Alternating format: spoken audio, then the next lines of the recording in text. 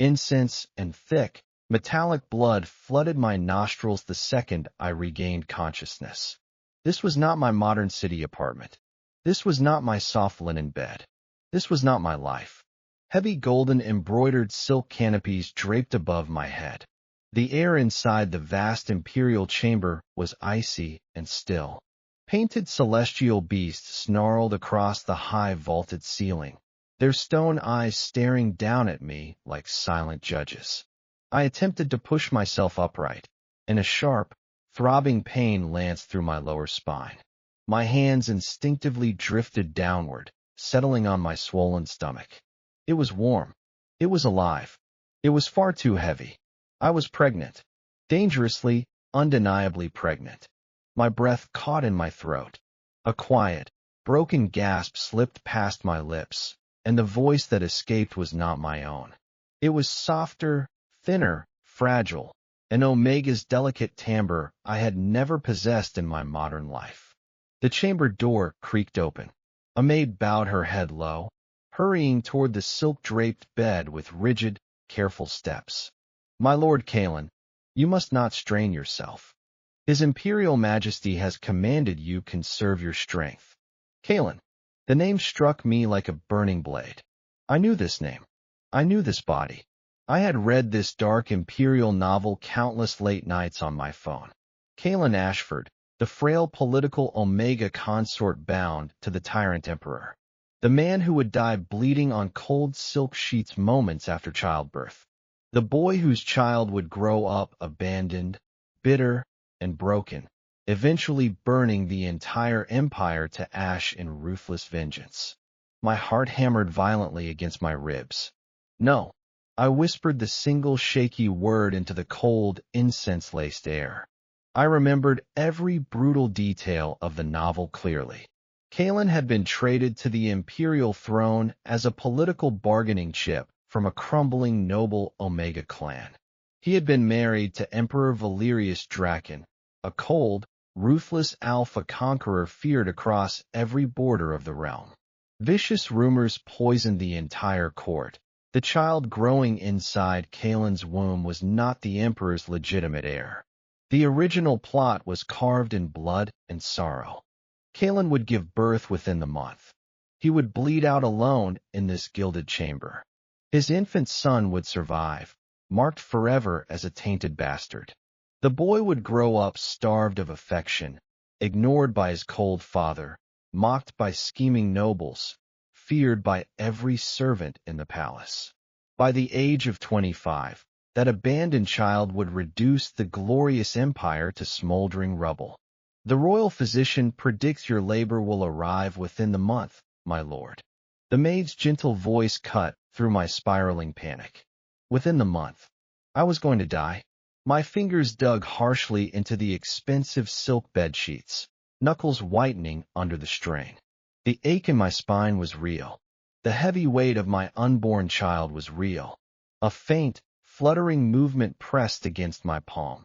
A tiny, soft kick from the baby inside me. I froze.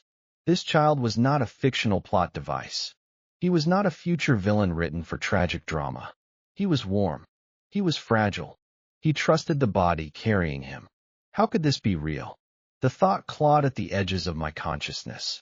I had been a 26-year-old graphic designer in Seoul, surviving on coffee and deadlines, when I fell asleep on my couch. Now I was a pregnant Omega nobleman in a fantasy empire. The logical part of my brain screamed that this was impossible. But the weight in my belly, the ache in my spine, the delicate voice in my throat, none of it was imaginary. I took a slow, steadying breath. Focus. You know the plot. You know the enemies. You know the ending. Change it. Bearing the Emperor's heir should have meant protection. In this cruel imperial court, it only meant mortal danger. Valerius Draken had never visited Kalen once throughout his entire pregnancy in the original novel. The Emperor believed the child was tainted. He despised Omega weakness. He cared nothing for the consort forced into his bed. A distant war horn boomed across the palace grounds, echoing through the stone walls and gilded corridors. The Northern Army was returning home. The maid's expression brightened faintly, oblivious to my internal terror. His Majesty has returned from the Northern campaign. My pulse spiked violently. The tyrant was back. This was the exact turning point from the novel. Tensions would sharpen. Court whispers would amplify. The cold Dowager Empress, a woman named Seraphina, sharper than any blade, would begin pushing to purge the supposed stain from the imperial bloodline. In the original timeline, Kalen had laid meekly in bed, waiting helplessly for his inevitable death. I slowly forced my trembling body upright, ignoring the sharp protest throbbing in my lower back. My eyes locked onto my pale reflection in the bronze mirror stationed beside the bed. Silver-threaded hair fell in soft waves across my shoulders. Sharp, intelligent eyes stared back at me from a pale, delicate face, the face of a doomed Omega. But those eyes were mine, and they were not afraid. Prepare my robes. My voice was quiet, firm, stripped of all unnecessary tremor. The maid stared at me in startled confusion. My lord, I traced a single finger over my swollen stomach, my gaze hardening into unyielding resolve. If I am going to die within a month, I will not die quietly. I did not care what the novel dictated. I refused to bleed out on these cold silk sheets. This time, neither I nor my child would perish. The entire palace buzzed like a disturbed beehive. Emperor Valerius Draken had returned victorious from the brutal northern border wars. Snow-dusted banners hung across every marble corridor. Armored generals knelt in the outer courtyard, heads bowed in solemn reverence. Wealthy ministers lined up to deliver tedious victory reports and expensive war tributes. No footsteps drifted toward the eastern wing, my isolated chamber deep within the palace grounds. I sat by the open lattice window, cold winter sunlight spilling over the heavy curve of my pregnant belly. I could hear distant cheers echoing from the capital city beyond the palace walls. The entire empire celebrated their conqueror's return. I was forgotten. Has His Majesty asked after me? I questioned the maid beside me, my tone unnervingly calm. The maid hesitated, her gaze dropping to the embroidered carpet. No, my lord. Of course he had not. In the original novel, Valerius never once stepped foot inside Kalen's chambers during the entire pregnancy. It was not merely cruelty. It was cold, absolute indifference. Kalen had been nothing more than a political treaty, a disposable pawn from a fading noble Omega clan. Useful, replaceable, expendable. I exhaled slowly, my fingers brushing over the smooth silk sleeve of my plain sleeping robe. I could not afford the luxury of raw emotion in this gilded prison. Hatred required attention. Anger required reaction. Indifference was far more dangerous. When a person was forgotten, no one would intervene to save them when the blade finally fell. A faint movement pressed gently against my palm. My baby shifted inside my womb. I swallowed hard, my chest tightening with fragile affection. He doesn't know yet, I thought, that his mother is not the passive Kalen from the book. I will carve a different path for you, little one. The maid attempted to offer quiet comfort. They say His Majesty has never taken another consort since your marriage. I nearly laughed at the meaningless statement. That was not loyalty. That was control. Valerius Draken was a conqueror, a ruthless strategist. Every land, every treasure, every person within his empire belonged solely to him. Even if he never touched his property, he would never allow anyone else to claim it. 3 sharp, deliberate taps echoed against the wooden chamber door. The sound cut through the quiet winter stillness. This was not the hesitant knock of a servant. This was the rigid tap of an imperial guard. The massive oak doors swung open inward. A tall palace knight stood in the doorway, clad in polished black dark armor etched with the golden imperial crest. His raven hair was tied back in a tight, disciplined knot. His hazel eyes were steady, sharp, and completely devoid of fear or disdain. my breath stilled in my throat. In the novel, this knight had no name. But I knew better. He was the one who would die defending my child. Now he would stand with me. Heavy, measured footsteps followed the knight into the chamber. The air shifted instantly, thickening with the cold scent of polished steel and winter smoke. The emperor had arrived. Valerius Draken moved like a sharp blade sliding free from its leather sheath. He was taller than the novel's written descriptions, his broad shoulders draped in thick black, fur-lined imperial robes. His pale face was carved into cold, unreadable stone. His eyes were piercing silver gray, empty of any warmth, any mercy, any human softness. The maid dropped instantly to her knees, her forehead pressed flat against the carpeted floor in submission. I forced myself to stand upright. The room tilted faintly from the physical strain of my pregnancy, but I locked my knees and held my ground. I would not cower. Not for him. Not for any tyrant. You are not the real villain, I reminded myself. You are a product of your own trauma. But I will not let your trauma kill me. Valerius's cold gaze drifted downward, landing directly on my swollen stomach.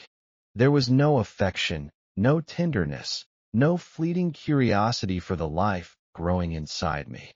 There was only cold, calculating assessment. You are still alive. His voice was low, smooth, and hard as polished marble. The words were not loud, yet they sliced through the quiet chamber like a sharp dagger.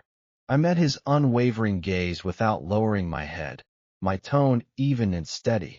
Yes, Your Majesty, I intend to remain so. A nearly imperceptible flicker crossed his silver-gray eyes, the first hint of raw interest I had seen from him. No one dared speak to Valerius Draken with such unyielding defiance. He took one slow step forward, stopping exactly an arm's length away from my trembling body. The heavy, oppressive aura of his alpha essence washed over me, commanding and suffocating, pressing against my fragile omega instincts. You have grown bold. His baritone voice dropped into a quiet murmur meant only for my ears. Pregnancy changes a person, I replied simply, refusing to shrink beneath his intense scrutiny. Silence stretched taut between us, thick and charged. The Emperor's sharp eyes narrowed faintly, analyzing every micro-expression on my pale face. I could almost see the gears turning in his mind. Was this Omega always this defiant? Or is something different? He finally shifted his gaze toward the armored knight standing rigid by the doorway. Ensure the child is delivered safely. His silver eyes locked back onto mine, unblinking and merciless. If it is mine, there it was, the seed of my inevitable death. The doubt that would fuel every court betrayal, every poisonous whisper, every murderous plot in the months ahead. Valerius turned and departed as abruptly as he had arrived. No gentle touch, no quiet reassurance, no personal command directed toward me, only cold dismissal. The oak doors clicked shut behind his retreating figure. The chamber felt emptier, colder, lonelier than it had ever been before. I slowly sank back onto the edge of the silk bed, my heart hammering violently against my ribs. He was exactly as the novel described, cold, unmoved, endlessly suspicious. But something fundamental had shifted. Valerius had come. He had looked. For a single fleeting moment, he had watched me. I placed one steadying hand over my belly, my voice barely a whisper in the cold, empty room. Good. Watch me. I did not sleep a single wink that night. Valerius's icy words echoed endlessly inside my racing mind. If it is mine. The phrase was a sharp blade twisted repeatedly into my fragile sanity. I lay on my side, one hand protectively curved over my swollen stomach, staring blankly at the painted celestial beasts overhead until dawn dyed the ceiling pale gold. In the original timeline, this was the official beginning of Kaelin's brutal downfall. Following the Emperor's return from the Northern Campaign, poisonous court rumors would spread like wildfire.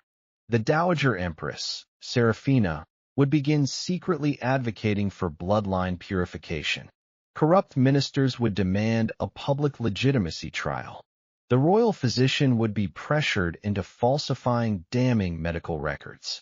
Eventually, Kalen would give painful, bloody birth. He would die silently in this cold chamber, erased from imperial history without a second thought. I squeezed my eyes shut tightly, rejecting the cruel, predetermined fate. No, not this time. A sudden firm kick pressed against my waiting palm. I sucked in a sharp breath, my chest aching with tender affection. "You are awake too, little one," I murmured softly into the quiet morning air. Another stronger movement shifted beneath my fingertips. This kick was not fragile.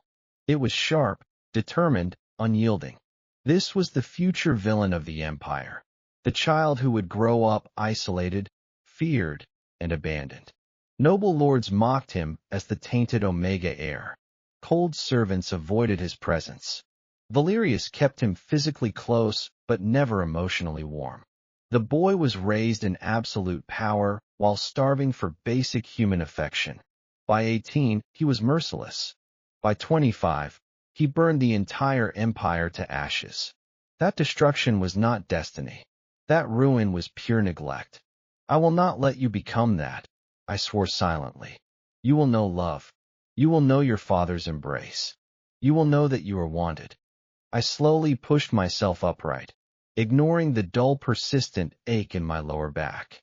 I crossed the spacious chamber toward the lacquered wooden desk positioned beside the lattice window. Neat stacks of scrolls, official reports, sealed letters, and mundane palace notices lay arranged across the polished surface.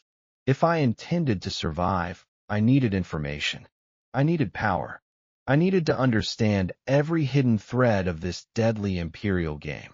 I spread the scrolls across the desk, sorting through delicate parchment with careful, methodical fingers. Within an hour, I compiled 3 critical pieces of dangerous intelligence. First, the Eastern grain storage facilities were slowly failing. Hidden rot and embezzlement threatened a quiet winter famine. Second, 2 high-ranking ministers were loyal direct allies of the cold Dowager Empress. Third, a powerful southern duke was publicly petitioning the emperor to take a new, fertile alpha consort to secure the imperial bloodline. My lips curved into a faint, bitter smile. The chessboard was already perfectly arranged against me. I was not merely fighting for my own life. I was trapped inside a brutal multi-faction political war. A long-forgotten novel memory surfaced in my mind, a tiny overlooked detail no regular reader had ever noticed. There was one unnamed knight stationed permanently near the eastern wing during every critical imperial event. He had attempted to speak in Kalen's defense during the bloodline accusations. He had been violently silenced by imperial guards. In the novel's final chaotic chapters, this nameless knight had died bravely defending the abandoned young prince during the Empire's fiery collapse. My fingers froze mid-scroll. An unknown hidden ally. A soft, quiet knock interrupted my focused thoughts. "Enter," I called out calmly. The oak door creaked open. The same tall, armored knight from yesterday stepped silently across the threshold. His raven hair remained tightly tied back. His hazel eyes were steady, calm, and unwavering. He knelt respectfully on one knee before my desk, his posture rigid and disciplined. "My lord." I studied him carefully, observing every subtle detail. Broad, powerful shoulders, controlled, quiet breathing, no visible trace of disdain, fear, or disgust toward my Omega status and tainted reputation. "What is your name?" I asked plainly. "Sir Alistair Vance." The name landed heavily in the silent chamber. Alistair Vance, the unnamed background knight from the novel. The loyal silent protector who had died for the prince without ever receiving recognition. Fate had already placed my savior directly at my side. "Rise, Sir Alistair." I spoke softly yet firmly. The knight stood upright, maintaining a respectful, cautious distance between us. You were stationed outside my chambers throughout last night, I observed, not phrasing it as a question. Yes, my lord. Why? Alistair's strong jaw tightened almost imperceptibly. I follow direct imperial orders to ensure your safety. From whom? I tilted my head slightly, pressing for honest clarity. From the court? From the dowager? From the emperor himself? He hesitated for one heartbeat before answering truthfully. His Majesty's personal orders. A quiet realization settled heavy in my chest. Valerius cared. Not openly. Not honestly. Not with gentle affection. But he cared enough to post a loyal trained knight to guard my vulnerable wing throughout the silent night. Maybe there is more to him than the novel showed, I thought. Or maybe he simply doesn't want his property damaged. Either way, I can use this. I leaned back into my carved wooden chair, my fingers brushing tenderly over my stomach once more. The novel had painted Kalen as a weak, passive, doomed Omega. But I was not passive. I was not weak. And I was not alone.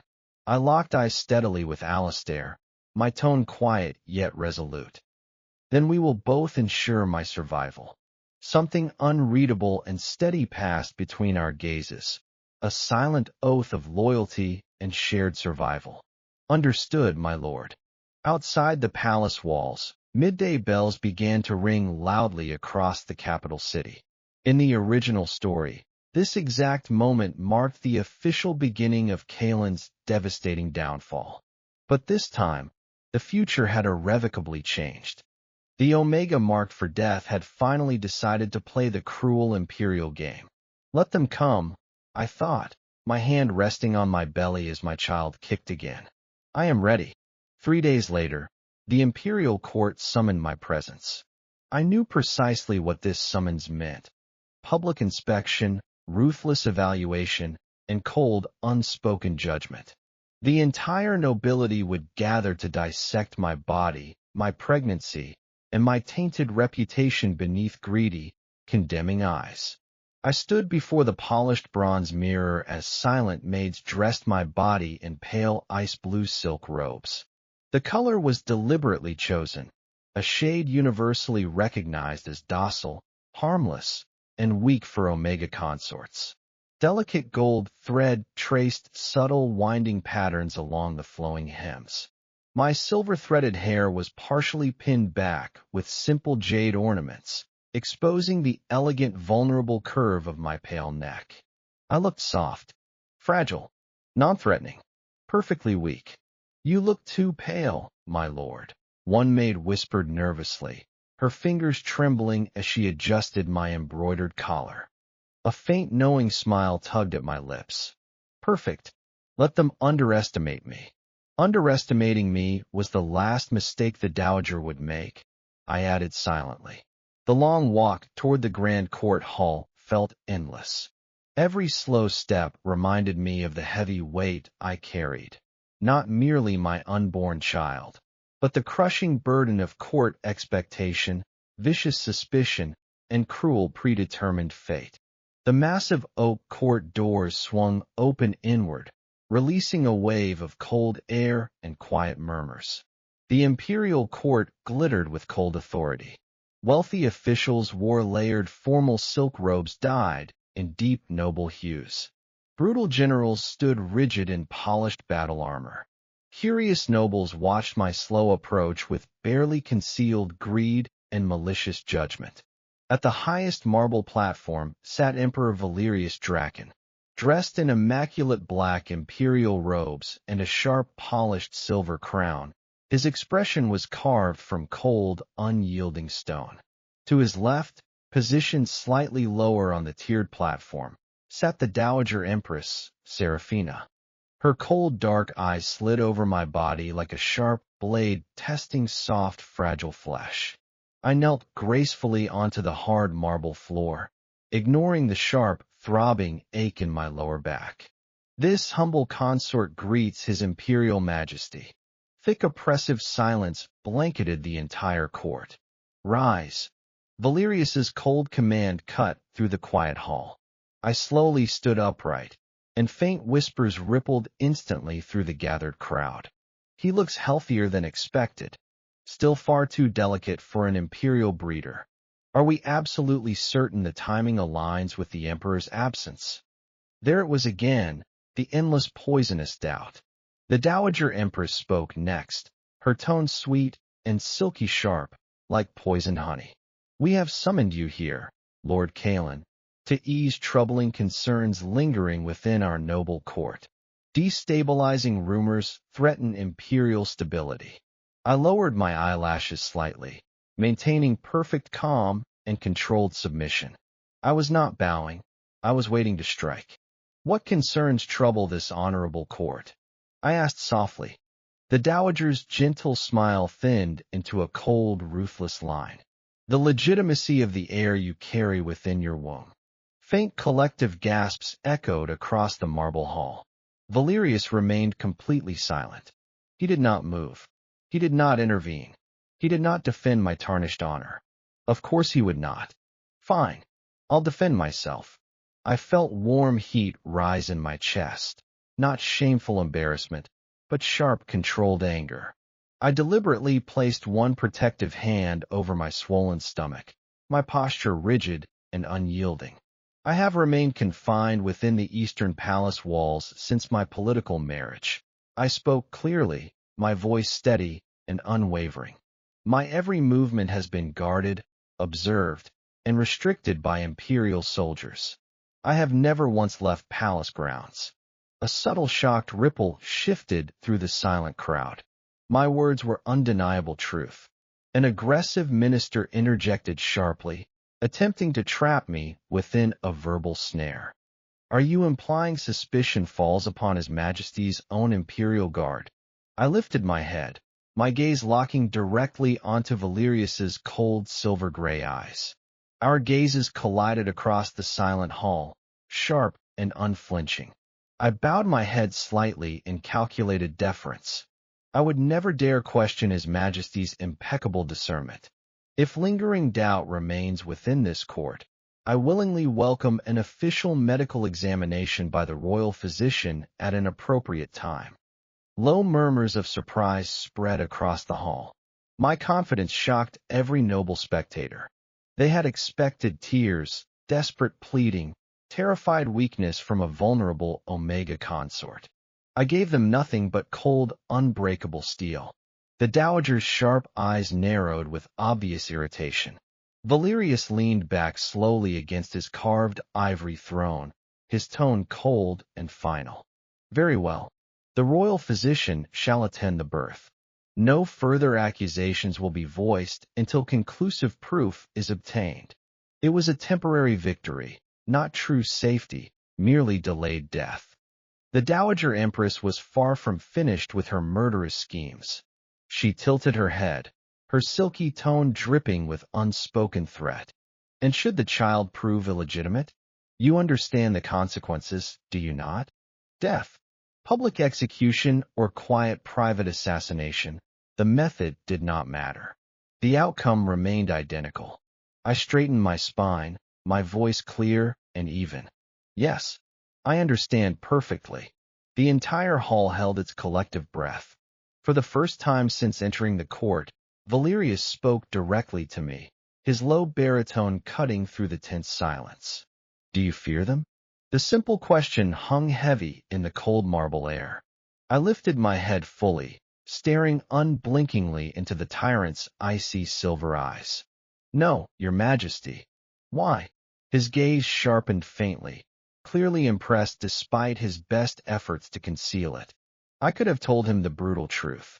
I could have confessed I had already died once in another timeline. I could have admitted I refused to let my child grow into a broken monster forged from imperial neglect. Instead, I chose the simplest, most powerful answer. Fear will never protect my child.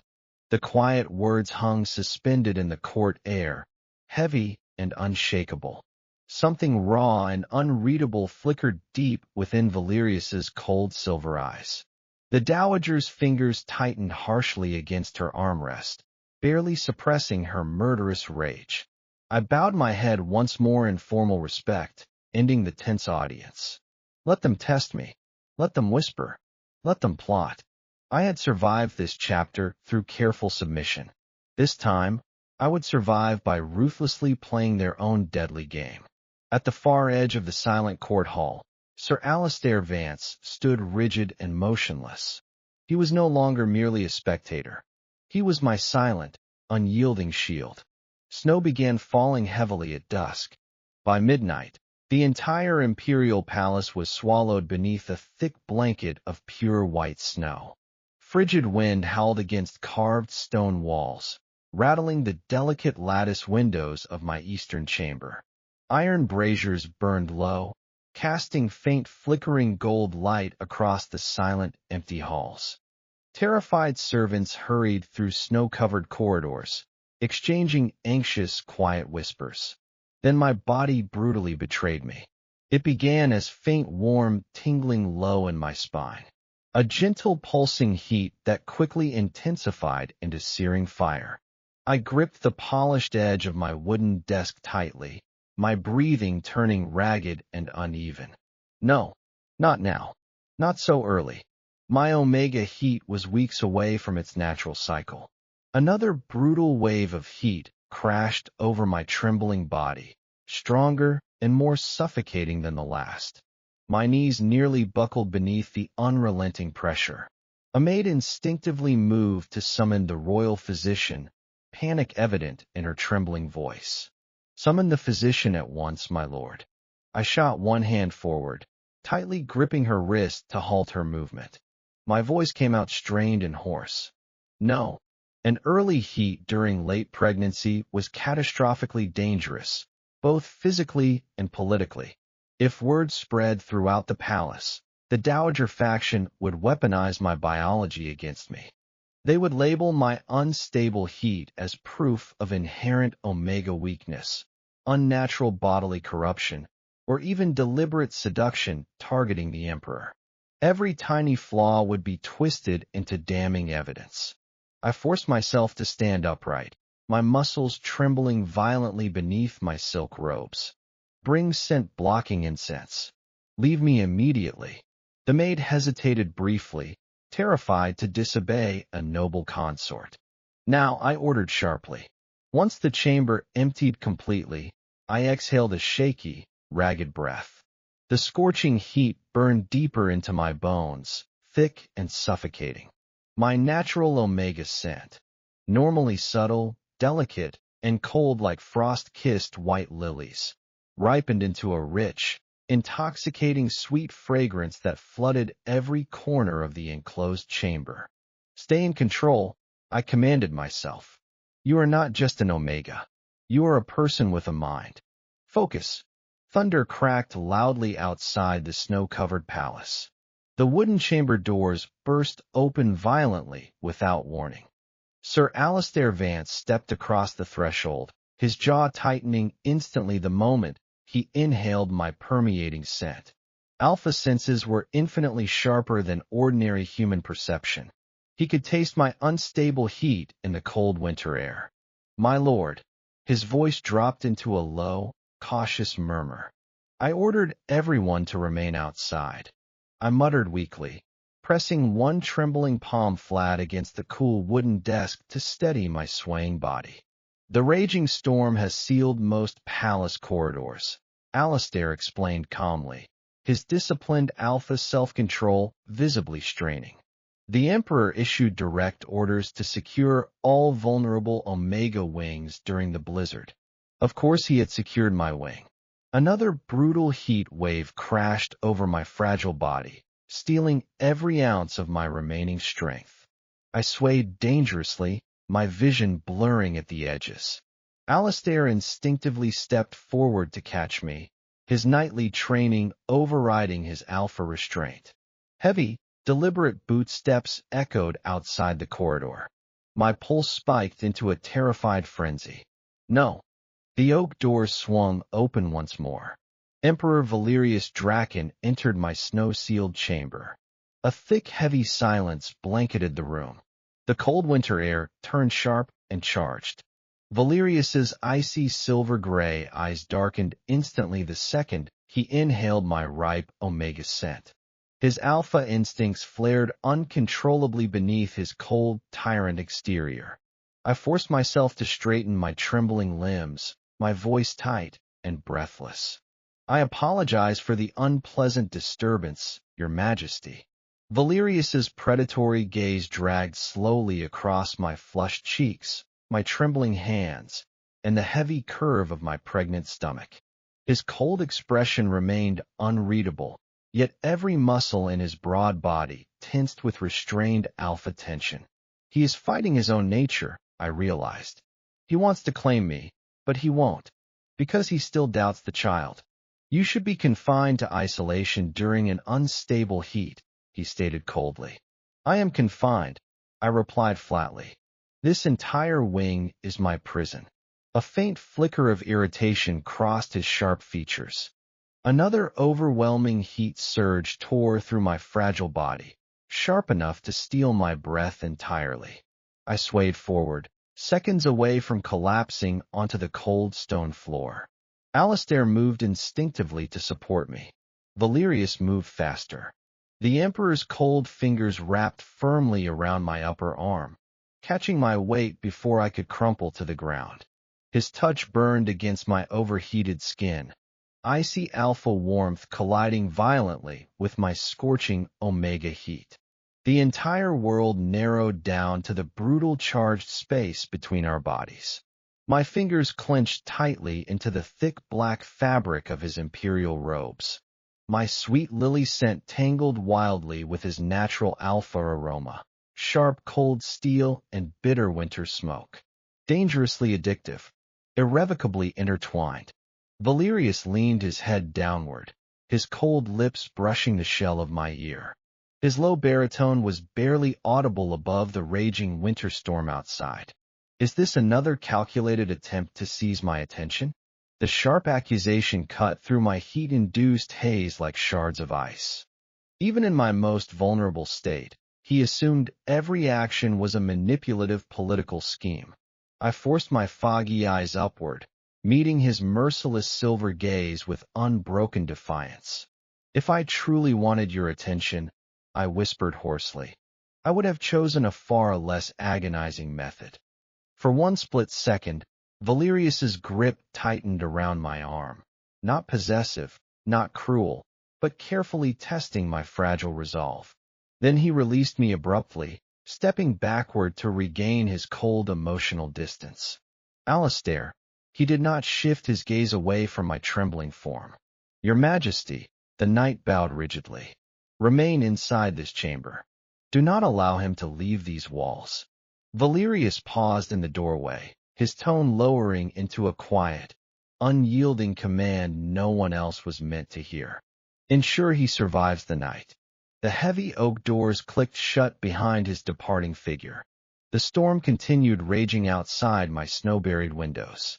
Inside the incense-filled chamber, I struggled desperately to regain control of my own overheated body. Alistair stepped cautiously closer, his voice soft with quiet concern. "My lord." I pressed one shaking hand firmly against my stomach, my breathing gradually slowing into steady rhythm. "I refuse to lose control," I murmured weakly. But as thunder shook the ancient stone palace foundations, I could no longer pretend certainty. Fate was not the only force testing my fragile humanity. The cold-hearted tyrant was testing me too. The winter storm broke at dawn. By morning, poisonous whispers had already spread like wildfire through every palace corridor. His heat arrived unnaturally early. It happened the exact night the Emperor visited his private wing. How suspiciously convenient. I sat upright on my silk-draped bed as silent maids prepared my formal attire for yet another imperial summons. My body had recovered from the brutal heat wave, yet bone-deep exhaustion lingered beneath my pale skin. I had survived the long, torturous night. Unfortunately for me, every witnessing noble had also survived to spread their malicious lies. "His Majesty requests your immediate presence within the Hall of Purity," A guard announced flatly from the chamber doorway. My expression hardened. The Hall of Purity, not the grand public court hall. This smaller, colder marble chamber was reserved exclusively for bloody lineage disputes and dishonorable public judgments. They were no longer satisfied with public gossip. They intended to formally condemn me. I rose slowly from the bed, ignoring the dull, persistent ache throbbing in my lower abdomen. Let them try. The Hall of Purity was constructed from cold, unadorned white marble. Tall, stark stone pillars lined the empty chamber. There were no decorative banners, no warm braziers, no celebratory ornaments. This place existed solely for judgment. The Dowager Empress sat rigid at the central stone table. Valerius stood silently behind her, choosing to observe rather than intervene. Corrupt ministers lined the cold chamber walls, their eyes sharp and judgmental. Sir Alistair Vance stood near the entrance, his posture steady and unyielding, my only silent ally in a room full of enemies. I knelt formally on the hard marble floor. The Dowager spoke first, her silky tone cutting through the cold stillness. Your unnatural heat last night has caused widespread imperial unrest. I lifted my chin calmly, refusing to show weakness. My heat arrived prematurely due to biological fluctuation. That is hardly an imperial crime. A corrupt minister leaned forward aggressively, his tone sharp and accusatory. Timing is everything, consort. Your heat coincided precisely with the Emperor's personal visit to your isolated wing. The unspoken implication hung thick in the cold air, deliberate seduction, calculated manipulation, shameless temptation of the reigning monarch. I turned my head slowly, locking eyes directly with Valerius's unreadable silver gaze. Do you truly believe I orchestrated my own painful, unstable heat merely to capture your fleeting attention, Your Majesty? Stranger things have occurred within palace walls. The Dowager smiled thinly. I rose slowly to my feet without receiving official permission, a blatant act of quiet defiance. One hand rested protectively over my swollen stomach. My voice remained steady, clear, and unshaken. You openly question my child's legitimacy. You publicly doubt my personal integrity. Very well, let us speak with unflinching precision. I swept my cold gaze across every watching minister. I have been continuously guarded since my marriage. My chambers are monitored. My movements are recorded. Every visitor is vetted by imperial soldiers. If this child is not His Majesty's legitimate heir, then the entire Imperial Guard has failed their sworn oath to the Emperor. Dead silence flooded the judgment chamber. Accusing a lone Omega consort was effortless. Accusing the entire Imperial Guard was political suicide. Every minister stiffened visibly, realizing the dangerous trap I had carefully laid. The Dowager's gentle smile faded completely. You speak far too boldly for someone in your fragile position. I tilted my head respectfully, my tone unyielding. I speak as a mother protecting her unborn child. Mother. I deliberately chose the word over the cold, formal title consort. In that single syllable, I redefined my entire purpose. I was no longer a political bargaining chip. I was a parent fighting for innocent life. Valerius finally stepped forward, his deep baritone cutting through the tense silence. Enough. Every person in the chamber froze instantly.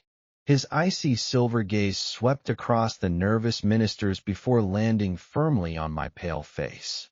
The royal physician shall conduct an official blood confirmation ritual immediately following childbirth. Until that day arrives, no further public accusations will be permitted. The command was absolute, unbreakable imperial law. The Dowager's lips pressed into a thin, furious line, yet she dared not openly defy the reigning emperor. Valerius's sharp eyes locked onto mine. If the child is mine, he stated coldly, you shall receive unconditional imperial protection. The unspoken threat hung heavy between us. If not, you burn. I met his merciless gaze without flinching, my tone quiet and certain. He is yours. A faint, indistinguishable emotion flickered deep within his silver eyes. Without another word, the emperor turned and departed the judgment chamber. The court dispersed slowly, poisonous whispers contained, but never fully extinguished. As I walked down the marble corridor toward my isolated wing, my legs trembled faintly, not from fear, but from exhausting strain. Alistair fell into steady step beside me, his voice lowered into a quiet, respectful murmur. You handled them masterfully, my lord. I allowed myself one small, tired smile. They anticipated tears. I gave them unyielding steel. Alistair nodded solemnly. Steel always survives longer than delicate silk. Yet as we rounded the snowy corner toward the eastern wing, I felt the cold shift of invisible political tides. The Dowager faction had lost this public battle, but they were regrouping, licking their wounds, planning something far deadlier than whispered gossip. Somewhere within these cold marble palace walls, a powerful enemy had decided waiting until my labor was no longer convenient. They intended to kill me before I ever gave birth. Then I will have to be faster, I thought. And smarter. The jasmine tea smelled undeniably wrong. I detected the subtle contamination the moment the porcelain teacup was placed carefully before me. The floral fragrance was overly sharp, cloyingly sweet, masking a faint metallic bitterness hidden beneath the fragrant steam. I did not touch the cup. Across the low-carved wooden tea table, Emperor Valerius Draken watched my silent stillness. This was our first completely private audience. No scheming ministers, no judgmental nobles, no observing dowager. Only us, isolated within the quiet western pavilion. Soft snowflakes drifted gently across the stone railings outside the open pavilion. Cold winter wind whispered through carved stone gaps.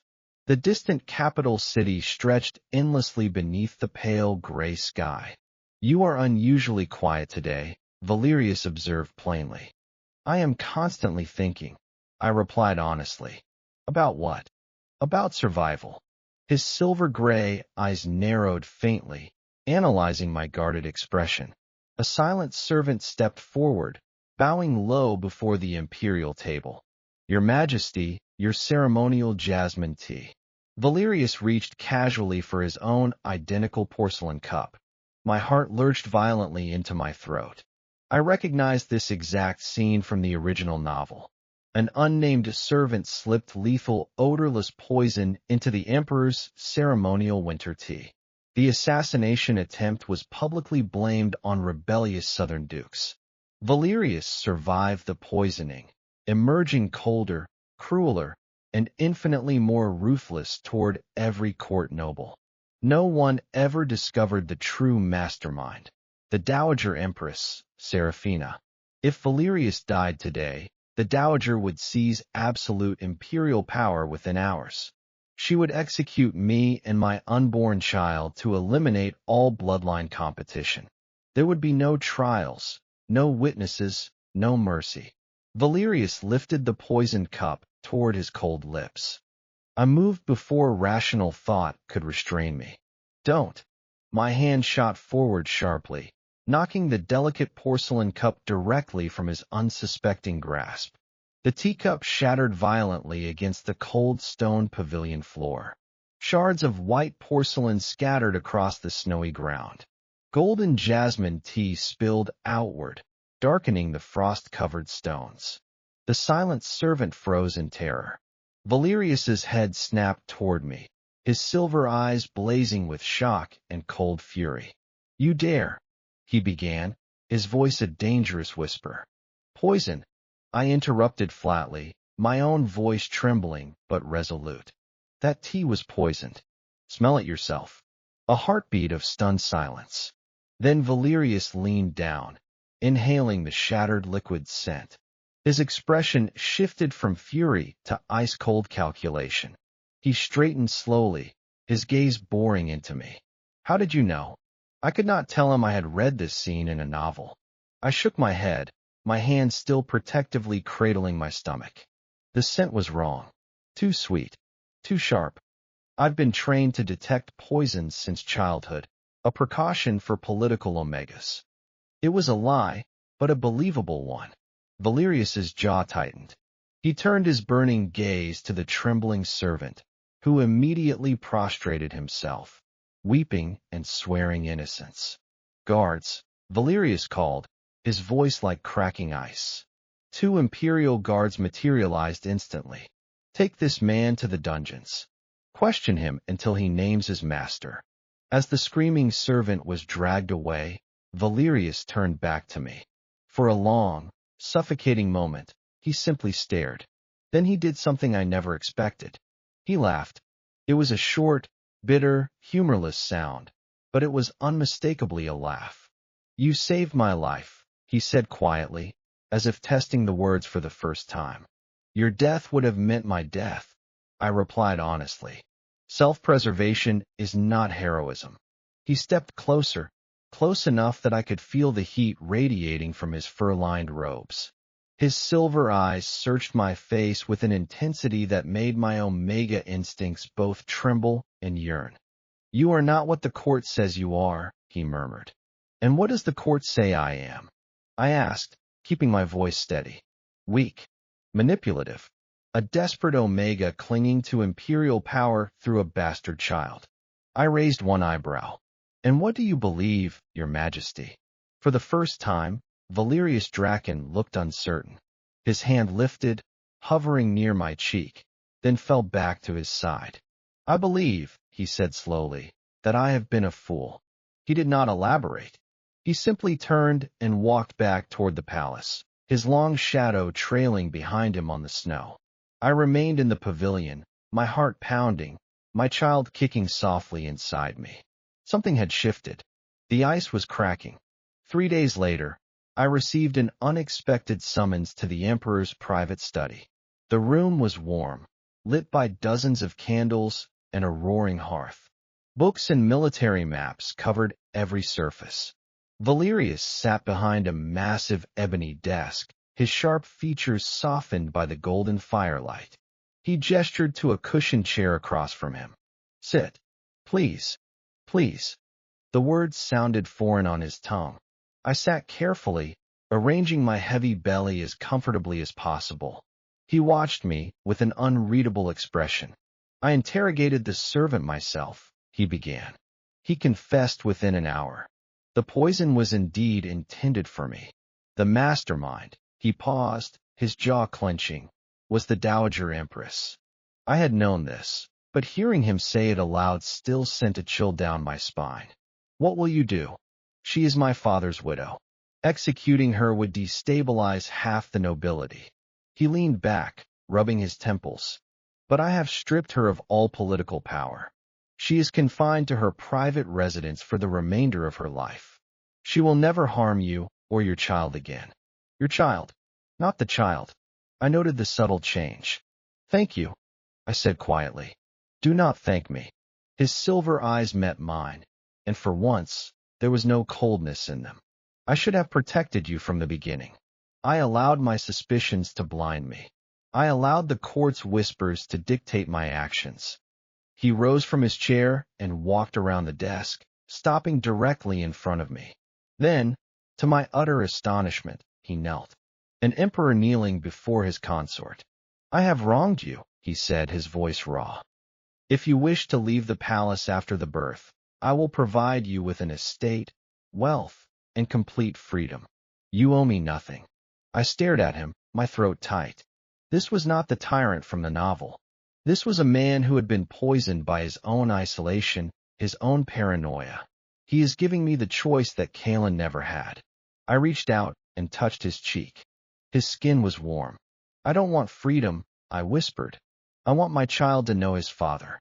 I want a family. His breath caught. He turned his face into my palm, pressing a kiss there. Then you shall have it. 2 weeks later, my labor began. It started in the middle of the night, a deep, rolling pain that stole my breath and brought me to my knees. The maid screamed for the royal physician. Alistair pounded on the emperor's chamber door. Within minutes, Valerius was at my side, his face pale with rare terror. "You will survive," he commanded, as if sheer will could bend reality. "You must." The hours that followed were a blur of agony. I screamed until my voice broke. I pushed until my vision went white. And then, finally, a new cry filled the room. Not mine, but the sharp, indignant wail of a newborn. "He's healthy," the physician announced, his voice trembling with relief. "A strong alpha son." I collapsed against the sweat-soaked pillows, too exhausted to speak. Valerius took the squirming bundle from the physician's hands, cradling his son with an awkward tenderness that made my heart ache. "He has your eyes," Valerius said softly, bringing the baby to my side. I looked at the tiny, red-faced creature with his father's silver-gray eyes and my silver hair. "What will you name him?" Valerius pressed a kiss to my damp forehead. "Dorian, after my grandfather, the only man who ever showed me kindness." A tear slipped down my cheek. In the original novel, this child was named Vengeance. He burned the Empire. Now he was named Dorian. He would be loved. I stood on the palace balcony, holding my son in my arms. Spring had come to the Empire. Cherry blossoms drifted past like pink snow, and the capital city hummed with peace and prosperity. The grain shortages had been resolved. I had anonymously tipped the Ministry of Agriculture about the rot. The Dowager's faction had crumbled without her leadership, and Emperor Valerius Draken had become a different man, not soft, never soft, but fair, attentive, present. He joined me on the balcony, wrapping an arm around my waist. Dorian gurgled happily, reaching for his father's crown. "Little traitor," Valerius murmured fondly, allowing the baby to grab at his hair. I leaned into his warmth. "Do you ever regret it?"